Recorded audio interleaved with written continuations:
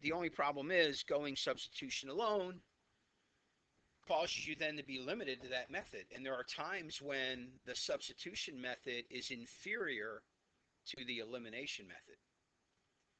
Say, well, I'll just learn the elimination method, not worry about the substitution method because, I'm just going to learn one and I'll be good to go. And again, you get the same situation. There are times when the elimination method is inferior to the substitution method. So you should learn both. You should have both in your arsenal. You should know both. You should be able to do both. And if that's the case, then you're going to be able to more efficiently do the problems. And I'll keep coming back to this theme. When you get to your ACT and SAT on the math section, time is the #1 killer of individual scores.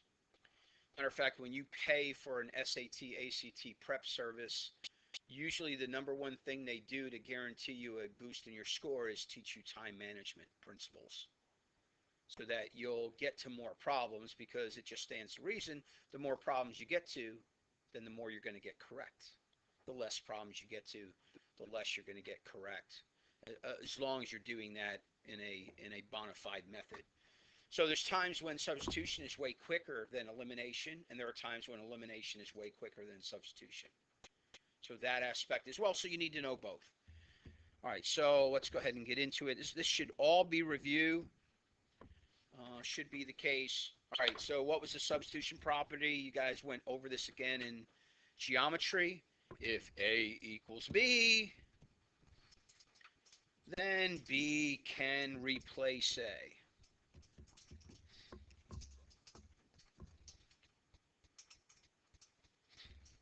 Teams that are very strong love it when the need comes to put in a substitution and the sub going in is just as strong as the person coming out. It's a good situation. Now the team doesn't lose any strength because they called for a sub. There's equality there. Mathematically, as long as two things are equal, you can sub them out. That's the point, right? Two things equal, you can sub out and put in the other's place. All right, so the idea of it all is in this first illustration, this is set up to use the substitution method. So you got two equations. You got the equation here on the left, and you've got the one on the right. And all I'm simply going to do is sub in the y minus 2 for what it equals in for the x. So y minus 2 goes in for the x. You okay today back there? Just wondering. It's like lots of good stuff going on back there today. And I have no idea what it is. Either that or there's some chemicals in the system, and I know it's not that. So I'm going to assume that something interesting is going on back there, but what, I have no idea. All right, so 2y equals 3, and where the x is, you're simply going to sub in the value of the other. So what does the method do for us? It really causes us to end up with an equation that has the same variable, and that's solvable. So you got to finish off by simplifying. So we're going to distribute, right? 3y minus 6 plus 1. And now you just look at that and say, hey, this is an equation like any other equation. We know how to solve equations like this.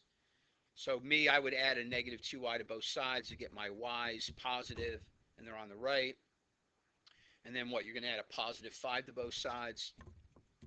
So y ends up being 5.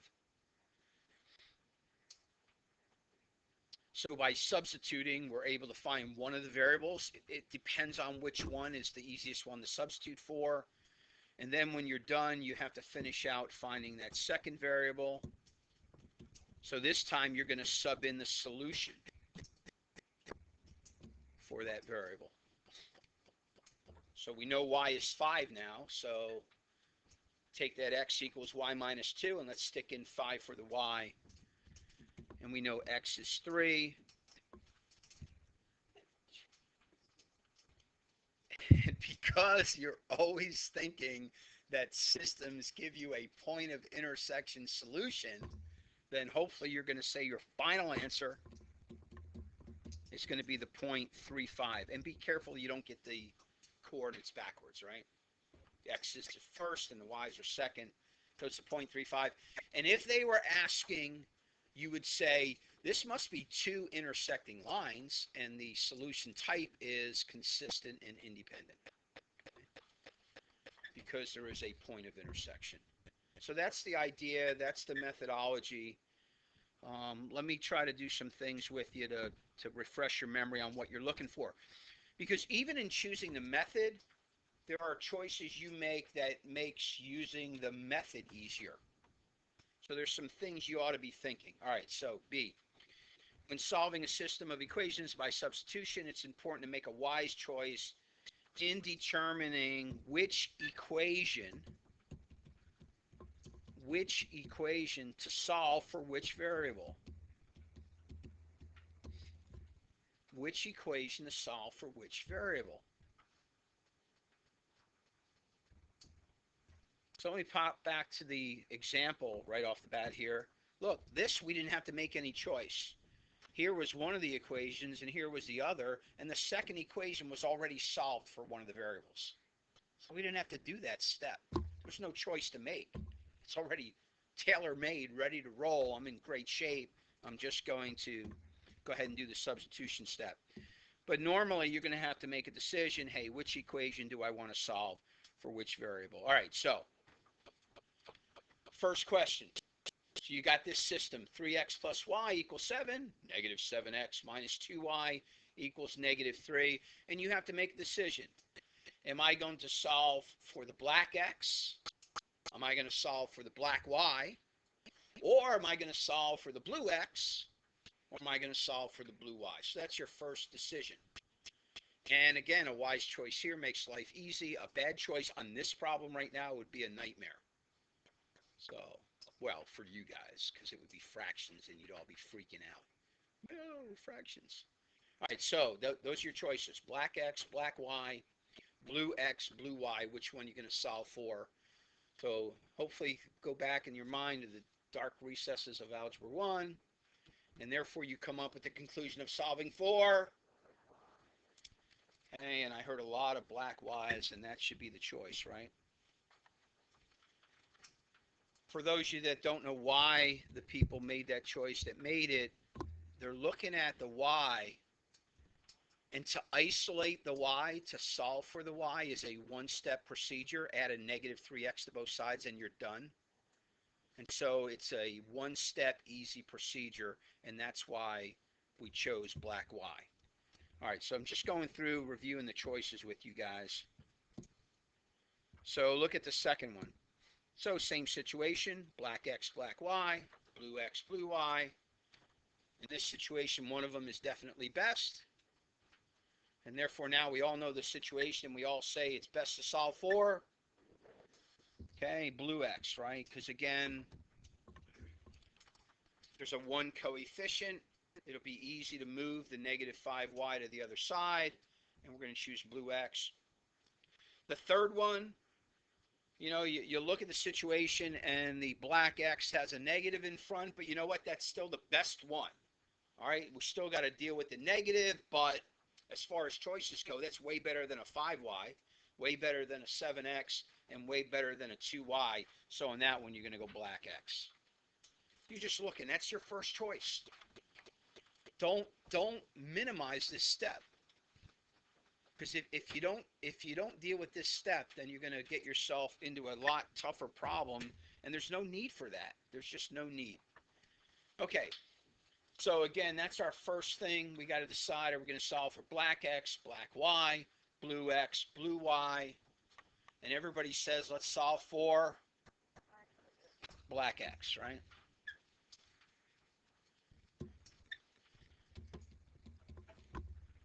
And look, you're just adding a negative 3y to both sides. I mean, that's it.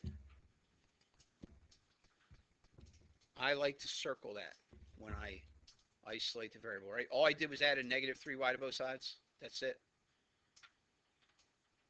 All right, a positive 3y on one side is a negative 3y on the other side. And I'm ready now for the substitution step. Okay, so remember the details, the details, the details, the details. You volleyball players, you can do some things great, but there's little details and everything. Like people think spiking. Yeah, it's all in the way that you hit. You know, like 90% of spiking is being set to jump and go up to be ready to hit. Because if you're not in the right place when you leave your feet, then you're not going to be in position to spike the ball. There's a lot to it. There's a lot of little details, even in the hit. You know, what's your wrist position before you're coming forward with the hit? What's your wrist position when you're finishing with the hit? Where are your eyes as you're going to make that hit? Are you looking forward at where you're hitting, or are you looking at the ball that you're striking? You know, there's so many little details in the aspect. This is a little simplistic thing, but it just helps if you'll just circle that. It's not a big deal, but it's just a little help.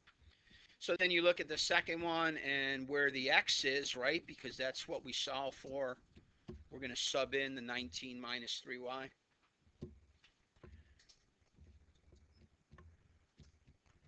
So you just sub in the value of that variable into the other equation.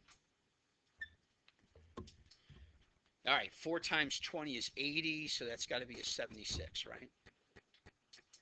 And be careful distributing. That's a negative 12y. Let's see where we end up on this thing. So we got a negative 17y equals negative 96, negative 102? You got to be kidding me. Who picked this example? All right, so take your calculator and hopefully 102 divides by 17. Because normally we're not going to give you fractions, though we could, but we're going to avoid it at times. This is Algebra 2, and you should be able to handle fractions, but that one's not right. That comes up to be 6. So we're feeling better, but it could be a fraction, but that would be a nasty one, 102/17. Could be, though. It could be. So how do you finish off? That's why I like to circle this. You're going to come back to your circled equation. And where the y is now, you're going to sub in its value of 6. And we end up with x equals 1.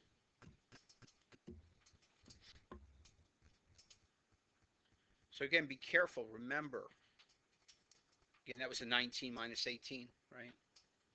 So we took the circled equation. We substituted now the value of y. We end up with x equal 1. And again, your thought at this point has to be, I'm solving a system. I'm looking for the point of intersection of these two lines, and therefore my solution is the 0.16. And if they asked you, you would say consistent because there is a solution, and independent because it's a single point solution. Consistent and independent. Consistent and independent. Okay. So why don't you try this second example? 7-0, right? Should have ended up at.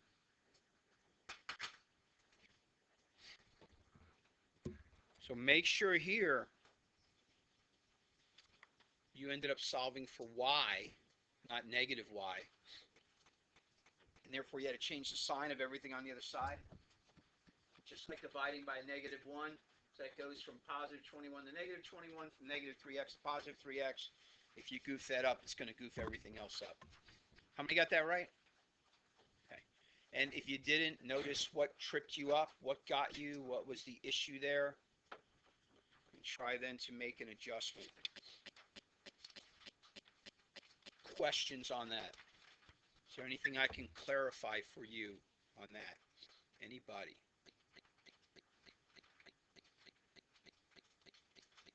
Again, solve for blue y. Be careful with the negative. Subbed in that value. I will tell you this. Every once in a while, be careful. Look up at the screen. Let's suppose the second equation. Don't write this in your notes. I know some people are still copying. That's fine. What if the second equation looked like this? Like 11x minus 5y equals 21. and you're going to use the substitution method, what would you do then? Well, on this one, there are still at least decent choices because a 2 can divide into both a 28 and a 4, and you won't have fractions, so it's not really that horrible. Every once in a while, that's the scenario where it looks like there's no good choice. Then you still have to think about solving for one of those variables, what would make life the easiest. Solving for that y would, because you're going to end up with a 14 minus 2x, and that's not a problem. So be aware of that. Sometimes, though it may not be obvious, there's still going to be a best choice, and you want to take that best choice. Okay, I want you to skip the next page, and I need you to go to the 4th page.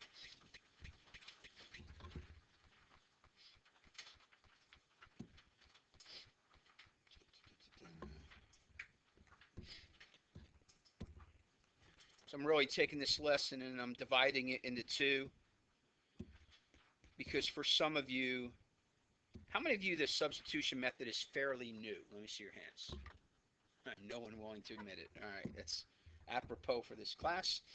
All right. All right, so anyhow, I'm going to split up the 2 methods. We'll only do substitution today. We'll do elimination tomorrow. However, in the process, we've got to be aware of some possibilities that will happen. All right, so when you're solving by substitution or elimination, right? Everybody in the right place in their notes? Number 4 there. When solving by substitution and elimination, what happens if the variables disappear? So in the process, you're doing substitution, your variables disappear. In the process, you're doing elimination, and your variables disappear. So substitution method was today, right? So you go to isolate one of the equations for one of the variables. You do that. You sub that in to the other equation.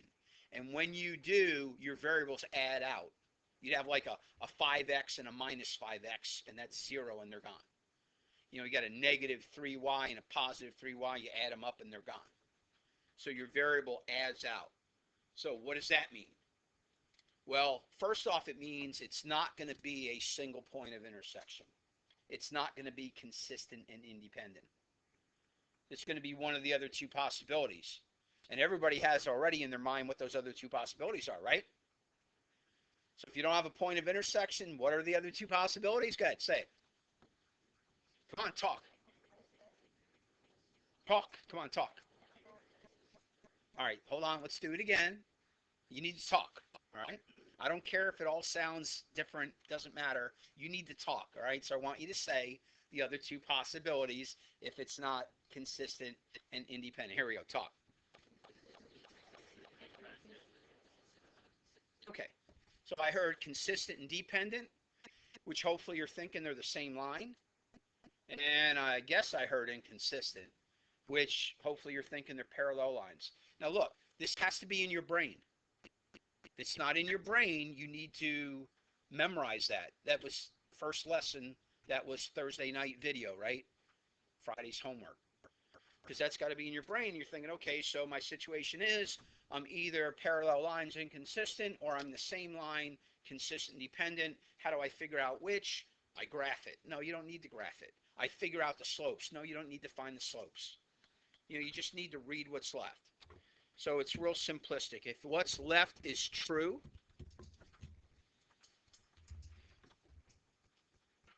which would mean something like this. So let me again, here, I'll give you an example. You make the substitution step and it looks something like this. Negative 7x plus 4 plus 7x equals 4. So you made the substitution, you get something like that. Negative 7x plus 4 plus 7x equals 4. Your variables add out and you're left with 4 equals 4. That's true. Sometimes you're left with 0 equals 0. That's true. Negative 3 equals negative 3. That's true. If what you're left with is true, then you have a situation where there are solutions because it's true. And really what ends up happening is no matter what you put in for the variable, it's going to give you a true solution. And therefore, in this situation, you're going to be consistent and dependent.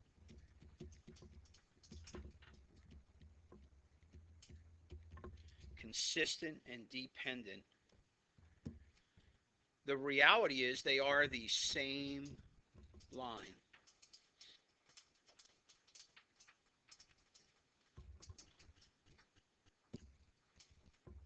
And don't forget then the solution is the equation of the line. The equation of the line.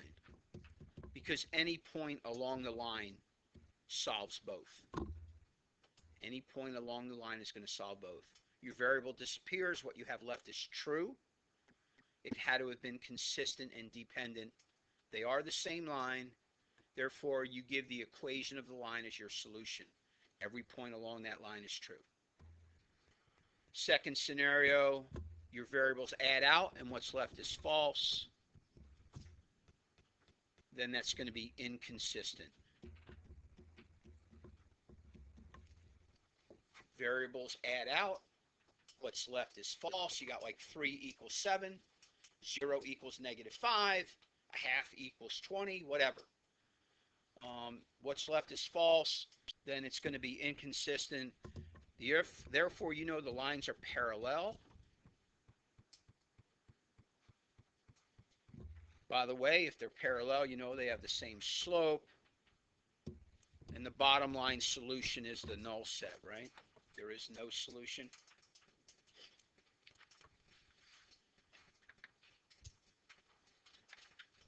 Any questions on that? You're going through the substitution method tonight. Your variables disappear. Finish off what's left and read the solution. Is it true? If it is consistent and dependent, give the equation of the line. Is it false? Okay, let me pause there. So you had 2 equations. Which equation do I give? I have 2 equations. I have to give the equation of a line. Which one do I give? I don't know which one to give. They're the same equation. The best answer would be the more simplified one would be the better answer. But they're both the same equation. So either one technically is true, though maybe not the best solution. Say no solution if it's the other. Any questions over anything? All right, so let me do a quick recap. Look, substitution and elimination. We're doing substitution today. Don't neglect this. That opening choice. Which variable am I going to seek to solve for? That first choice sets everything else up. From there, it should not be tough. Don't be surprised if you get a situation or two tonight that involves fractions. Just, you know how to add fractions, get a common denominator, add the numerators, put them over the common denominator. All right, that's it. I'll give you the rest of the time to get started on your work.